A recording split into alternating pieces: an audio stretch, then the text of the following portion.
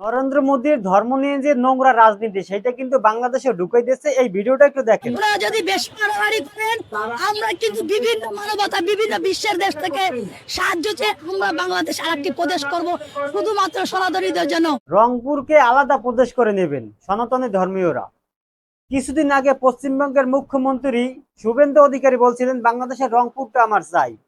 তিনি কিন্তু আরো বলেছেন যে বাংলাদেশের সাবেক প্রধানমন্ত্রী শেখ হাসিনাকে ঢুকাই দেবে এবং প্রধানমন্ত্রী হিসেবে, এই কথা কিন্তু তিনি বলেছেন। আর এখন ধর্ম নিয়ে যে একটা রাজনীতি ভারত সরকার করে, গত পরশু দিন আপনারা একটা ভিডিও দেখেছেন যে নামাজ পড়তে হলে পাকিস্তান কিংবা বাংলাদেশে যাও, ভারতে নামাজ পড়া যাবে না।